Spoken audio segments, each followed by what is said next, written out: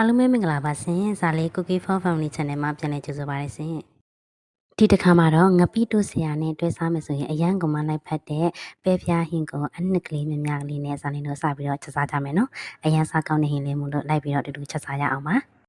ဒါလေးတွေကတော့ပါဝင်ပစ္စည်းလေးတွေပါကြက်သွန်ဖြူနီနဲ့ငရုတ်သီးချမ်းပန်းငရုတ်သီးစိမ့်မုံနဲ့ထောင်ထားတယ်ဒါကတော့အနှစ်ကလေးအတွက်ခရမ်းကျင်သီးနဲ့နှုတ်ဆင်ထားတယ်ပြီးတော့ပစွန်ကြောက်ပေါ့နော်ဒါကတော့ပဲပြားလေးတွေကိုသတိကံပုံစံလေးစိတ်ပြီးတော့အလဲကဓာတ်ရလေးပွန်ထားပေးပါတယ်အရသာပိုဝင်အောင်လို့ပါပြီးရင်တော့ပဲပြားလေးတွေကိုအရင်ကြုံမယ်နော်ပဲပြားမကြော်ခင်မှာတဲ့ဦးတွေကိုစီထည့်ပြီးတော့မီအေးလေးနဲ့စီပူရင်ပေးမယ်စီပူလာပြီးဆိုရင်ပဲပြားလေးတွေကိုထည့်ကြော်ပေးမယ်နော်ပဲပြားလေးတွေကိုကြော်တဲ့အခါမှာစီအရင်ရင်မပါအောင်လို့ပဲပြားတွေကိုခြောက်သွားအောင်ဒီဆူလေးနဲ့တုပ်ပေးလိုက်ပါနော်ကဲပြီးရင်တော့ပဲပြားတွေကိုကိုကကျွတ်ကျွတ်ကလေးကြိုက်တယ်ဆိုရင်ကျွတ်ကျွတ်လေးကြော်နိုင်ပါတယ်ဒါမှမဟုတ်ရင်ကိုကအီလေးစားချင်တယ်ဆိုရင်တော့တအားကြီးကျွတ်အောင်ကြော်စရာမလိုပဲနဲ့အနေတော်လေးပဲကြော်ပေါ့နော်ဇာလင်းကတော့ပဲပြားကိုဟင်းချက်စားတယ်ဆိုရင်ကျွတ်ကျွတ်လေးကြော်ရတာကိုကြိုက်ပါတယ်တစ်တင်လေးနဲ့စားရတာကိုအရသာကိုပို့ကြိုက်တယ်ပေါ့နော်ပြီးရင်တော့စီတွေကိုအကုန်လုံးခတ်ထုတ်ပြီးတော့ဟင်းချက်ဖို့လောက်ပဲခြံပြီးတော့စောနာကထောင်ထားတဲ့ငရုတ်သီးကိုစီထည့်တက်ပေးပါမယ်စီကိုတော့မီးကိုအလဲလက်ထားပြီးတော့စီသက်သွားပေးပါနော်ပြီးတော့အဆက်မပြတ်မှွေသွားပေးပါဇာလင်းကစီကိုနည်းနည်းပဲတုံထားတာဖြစ်တဲ့အတွက်ကြောင့်မခက်ချက်ချောက်လေးဖြစ်တယ်ပေါ့နော်ဒါကြောင့်မီးအေးလေးနဲ့ပဲစီစီထားပြီးတော့စီသက်သွားပေးပါတယ်အယောင်လှစီဖို့အတွက်နည်းနည်းမုံလေးထည့်ပေးပါမယ်စီကနဲတာဖြစ်တဲ့အတွက်ကြောင့်မို့လို့အဆက်မပြတ်မှွေဖို့တော့လိုပါမယ်နော်ဘယ်စီတက်ပဲဖြစ်ဖြစ်စီတက်တဲ့ဟင်းကကောင်းလေးစားခြင်းနဲ့ဆိုရင်တော့စီတက်ကိုကကောင်းလေးချက်ပေးပါနော်ပြီးရင်တော့ငံပြာရည်လေးအနည်းငယ်ထည့်ပြီးတော့စီထက်တက်ပေးပါမယ်အနံ့မှွေးစေဖို့အတွက်ရောအရသာအတွက်ရောပေါ့နော်စီတက်လေးတွေကိုနီညိုရောင်တန်းလာတဲ့အထိစိတ်စီလေးထားပြီးတော့ဇာလေးတက်သွားပေးလိုက်ပါတယ်နီညိုရောင်လေးတန်းလာပြီဆိုရင်တော့ပစွန်ကြောက်လေးအနည်းငယ်ထောင်းထားလေးကိုထည့်ပေးလိုက်ပါတယ်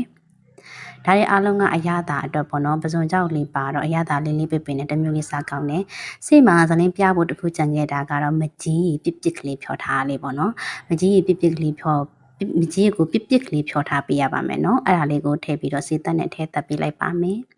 အားလုံးနဲ့အောင်မှွေပြီးပြီဆိုရင်တော့ဟင်းအနှစ်ကလေးအတွက်ပြင်ဆင်ထားတဲ့ခရမ်းကျင်သီးနဲ့နှုတ်ဆင်ထားတာလေးကိုထည့်ပြီးတော့စေးတက်နဲ့မှွေကြော်ပြီးတော့ချက်ပေးပါမယ်ဒါလေးရဲ့ခရမ်းကျင်သီးလေးတွေကမမဲ့ဘူးပေါ့နော်တိတ်မမဲ့တာဖြစ်တဲ့အတွက်ကြောင့်မလို့အနူးလွယ်စေဖို့အတွက်ဒါလေးကရေလေးအကူညင်နဲ့ယူပြီးတော့ရေထည့်ပြီးတော့ပေးနူးမယ်ပေါ့နော်တဲကခရမ်းကျင်သီးအမဲ့ဆိုရင်တော့ရေထည့်ဖို့လိုချင်မှလိုမယ်ပေါ့နော်ခရမ်းကျင်သီးကထွက်တဲ့ရေလေးနဲ့ပဲချက်သွားပြီးလို့ရပါတယ်ဇာလင်းကတော့ရေလေးနည်းနည်းထည့်ပြီးတော့မီအေးလေးနဲ့ခရမ်းကျင်သီးလေးတွေကိုပေးနူးလိုက်ပါမယ်ပြီးရင်တော့အဖုံးလေးအုပ်ပြီးတော့ခဏလောက်တည်ထားပေးလိုက်မယ်နော်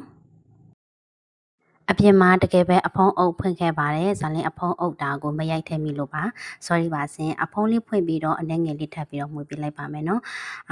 ပြီးတော့အဖုံးထပ်မဖုံးတော့ဘဲနဲ့ဇွန်းရဲ့အကူအညီနဲ့ဇာလင်းတို့ဒီခရမ်းကျင်သီးအနှစ်ကလေးကြေသွားအောင်ဒီလိုပဲမှုတော့ပြလိုက်ပါမယ်နော်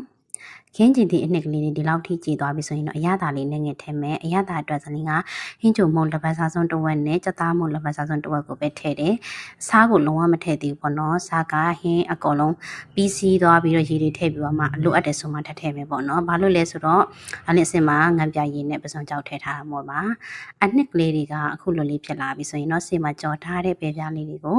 အနှစ်ကလေးတွေနဲ့လုံးပြီးတော့ကြော်ပြလိုက်ပါမယ်။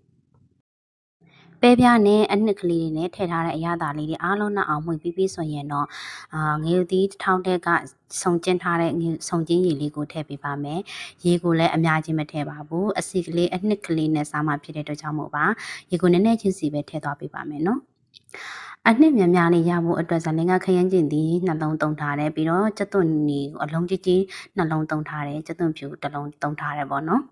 ်ဒါကအနှစ်ပြီးရင်တော့အရသာတွေပဲပြားတဲ့စိတ်ဝင်သွားအောင်မီအေးလေးနဲ့တည်သွားပေးလိုက်မယ်နော်တအားလုံးတည်ထားပြီးလို့ဟင်းရည်လေးတွေပြန်ဆူလာပြီးအနှစ်ကလေးအရည်ထည့်ထားတဲ့အရည်လေးတွေပြန်ခန်းသွားပြီဆိုရင်တော့ဟင်းရည်လေးကရပြီပေါ့နော်ဒီတစ်ခုလိုမျိုးအနှစ်များများကလေးနဲ့ပဲပြားဟင်းအရသာစစ်စစ်လေးရပါပြီရှင်အနံ့လေးမွေးစေဖို့အတွက်ဇလင်ကမဆလာလေးထပ်အုပ်ပေးတယ်